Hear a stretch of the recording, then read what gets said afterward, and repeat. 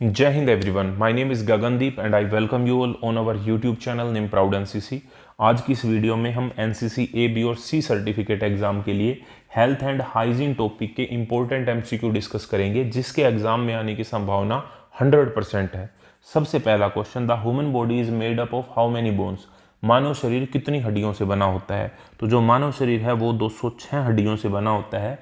आप एक बार चेक करना है इंटरनेट के ऊपर कि जो न्यू बॉर्न बेबी होता है उसमें कितनी हड्डियां होती हैं। इसका बहुत ही इंटरेस्टिंग आंसर आपको देखने को मिलेगा और फिर आगे कमेंट में जरूर बताना। Next question, which organ is protected by the human skull. मानव खोपड़ी किस अंग को सुरक्षा प्रदान करती है?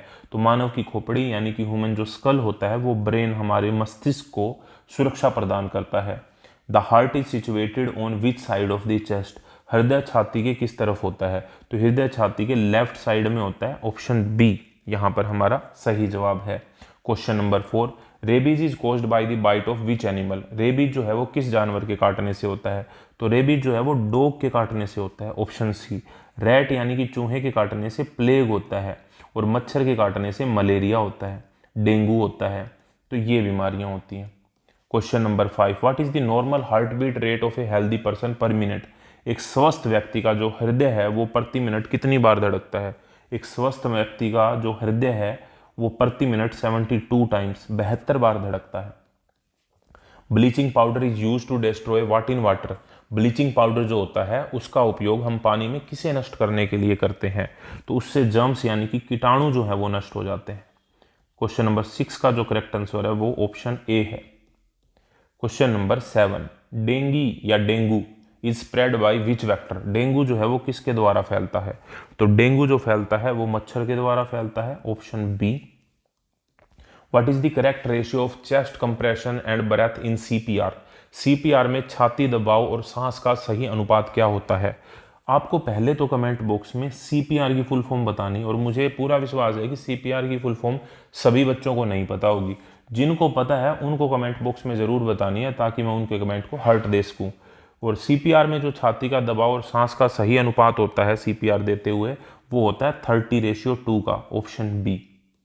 What should be used for wind healing. घाव भरने के लिए किसका उपयोग किया जाता है? तो उसके ऊपर लगाई जाती है antiseptic. Option A. Night blindness is caused by the deficiency of.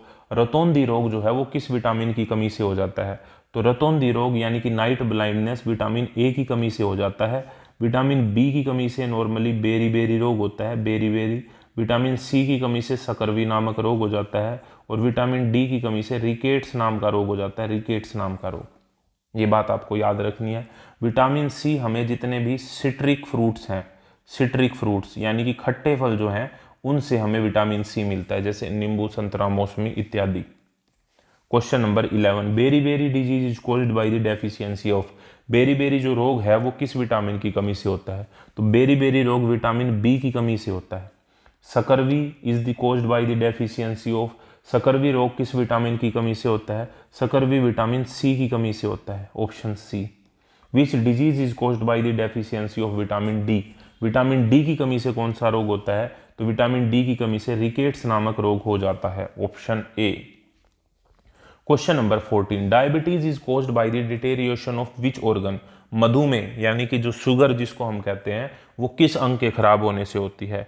तो शुगर या फिर मधुमेह जो होती है वो पैनक्रियाज यानी कि अग्नाशय के खराब होने की वजह से होती है। Option C. Question number 15, what is the main cause of anaemia. Anaemia का मुख्य कारण क्या है? तो एनीमिया का जो मुख्य कारण होता है वो होता है लैक ऑफ हीमोग्लोबिन, या फिर इसे आयरन या फिर खून की कमी भी कई बार बोल देते हैं, क्योंकि खून के अंदर जो मेन एलिमेंट होता है वो हीमोग्लोबिन होता है जिसमें आयरन पाया जाता है। तो इसीलिए इसे lack of haemoglobin, lack of iron या फिर लैक ऑफ ब्लड बोला जाएगा एनीमिया को। Question number 16, malaria is spread by the bite of. Malaria किसके काटने से होता है? मलेरिया मच्छर के काटने से होता है, लेकिन कौन सा मच्छर होता है? मादा एनाफ्लीज मच्छर होता है, female Anopheles mosquito. Option B यहाँ पे बिल्कुल सही जवाब है। Question number 17, plague is spread by. Plague जो है वो किसके द्वारा फैलता है? तो प्लेग जो है वो चूहे की वजह से फैलता है। Option B. प्लेग फैलता है चूहे की वजह से। अगर आप इसकी पीडीएफ के बारे में सोच रहे हैं तो मैं पीडीएफ बता दूं, पीडीएफ टेलीग्राम चैनल के ऊपर ऑलरेडी अपलोड हो चुकी है। टेलीग्राम, और टेलीग्राम पे आपको जाके सर्च करना है प्राउड एनसीसी, या फिर डायरेक्ट आप लिंक से भी जा सकते हैं। लिंक आपको मिल जाएगा इसी वीडियो के पहले कमेंट में, वहाँ से जाके आप टेलीग्राम चैनल को ज्वाइन कर सकते हैं। जितनी भी फ्री पीडीएफ होती है वहाँ पे अपलोड कर दी जाती हैं। Question number 18, which element is essential for the formation of blood haemoglobin. रक्त या हीमोग्लोबिन के निर्माण के लिए कौन सा तत्व आवश्यक है? तो हमने अभी बात की है कि आयरन होता है इसके अंदर मेन एलिमेंट, तो इसीलिए आयरन यानी कि लोहा सही जवाब हो जाएगा। Which blood group is known as the universal donor. किस रक्त समूह को सर्वदाता कहा जाता है? यानी कि ये किसी को भी ब्लड दे सकता है। तो किसी को भी ब्लड दे सकता है, ये ओ नेगेटिव दे सकता है, ये किसी को भी ब्लड दे सकता है, यूनिवर्सल डोनर होता है। लेकिन जो किसी से भी ब्लड ले सकता है वो होता है A B positive blood group, A B positive. आपको बताना है कि आपका कौन सा ब्लड ग्रुप है, कमेंट बॉक्स में बताइएगा। Next question, question number 20, blood vessel are of how many types. रक्त वाहिकाएं जो होती हैं वो कितने प्रकार की होती हैं? तो रक्त वाहिकाएं जो होती हैं वो 3 प्रकार की होती हैं, जो कि होती हैं आर्टरी, वेन और कैपिलरी। आर्टरी, वेन और कैपिलरी, ये 3 तरह की जो है रक्त वाहिकाएं होती हैं। What is the main symptom of कोविड-19। कोविड-19 का मुख्य लक्ष्य क्या है?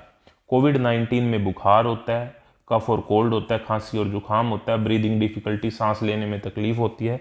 तो all of these correct answer हो जाएगा कोविड-19। Question number 22, what is the normal body temperature of women. मनुष्य के शरीर का सामान्य तापमान कितना होता है? तो मनुष्य के शरीर का सामान्य तापमान होता है 98.6 डिग्री फ़ारेनहाइट और 37 डिग्री सेल्सियस। नेक्स्ट क्वेश्चन पे चलने से पहले आप एक बात बताओ कि क्या आपको पता है कि अगर आप एनसीसी के सी सर्टिफिकेट एग्जाम में ए ग्रेड लेके आते हैं या फिर मिनिमम बी ग्रेड लेके आते हैं तो आपको डायरेक्ट इंडियन आर्मी में ऑफिसर बनने के लिए एसएसबी के लिए बुलाया जाता है, इंटरव्यू के लिए बुलाया जाता है। और अब तो ये है कि ए ग्रेड वाले को ज़्यादा मार्क्स मिलते हैं, बी ग्रेड वाले को उससे कम मार्क्स मिलते हैं। तो अगर आपकी ए ग्रेड एनसीसी के एग्जाम में आती है तो आप 100% एसएसबी के लिए जाएंगे।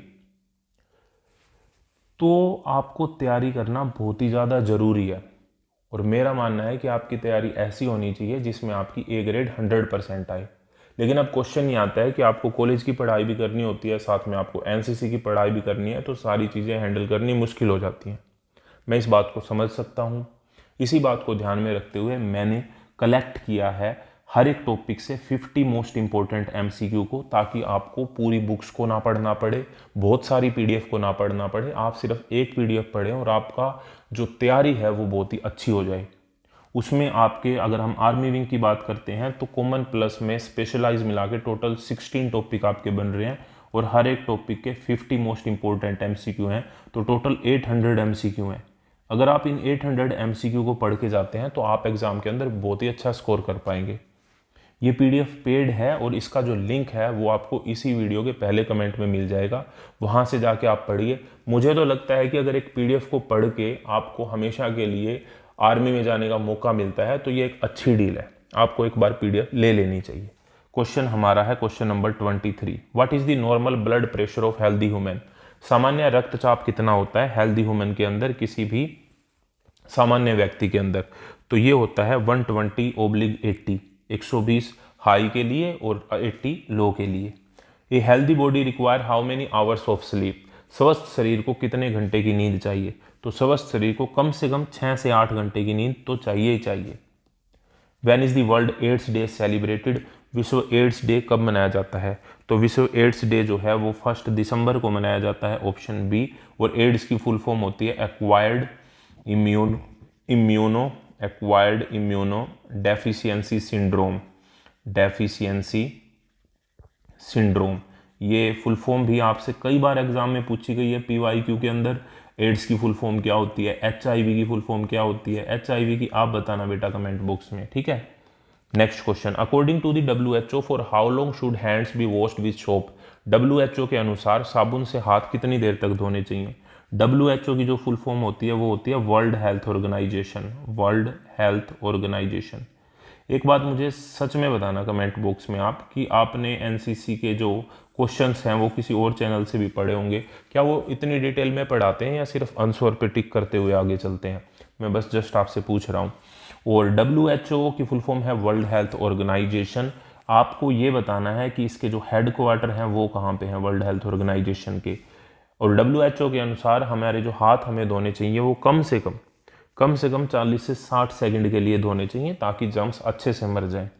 Question number 27, which is the longest bone in the human body? मानव शरीर की सबसे लंबी हड्डी कौन सी है? तो मानव शरीर की जो सबसे लंबी हड्डी होती है वो फीमर हड्डी होती है, जो कि जांघ की हड्डी होती है। ठीक है, जांघ की हड्डी होती है, ये बात आपको याद रखनी है, ये हड्डी फीमर होती है।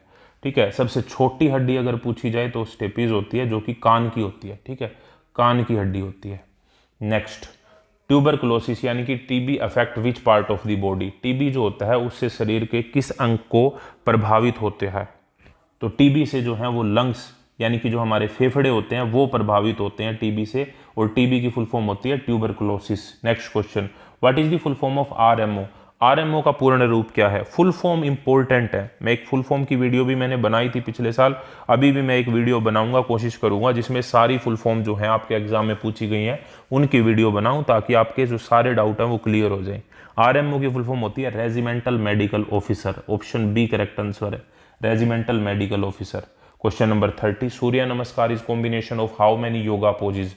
सूर्य नमस्कार कितने योग आसनों का संयोजन है, या फिर सूर्य नमस्कार के अंदर कितने स्टेप होते हैं? तो इसमें टोटल 12 स्टेप होते हैं। Option B. Oxygen and nourishment are carried by to body parts by? Oxygen और जो पोषण होता है वो शरीर के अंगों तक किसके द्वारा ले जाया जाता है? तो वो ले जाया जाता है ब्लड के द्वारा। ऑप्शन बी करेक्ट आंसर है, यहाँ पे ब्लड के द्वारा ले जाया जाता है। Option B. Which gland produces insulin? Insulin का उत्पादन कौन सी ग्रंथि करती है?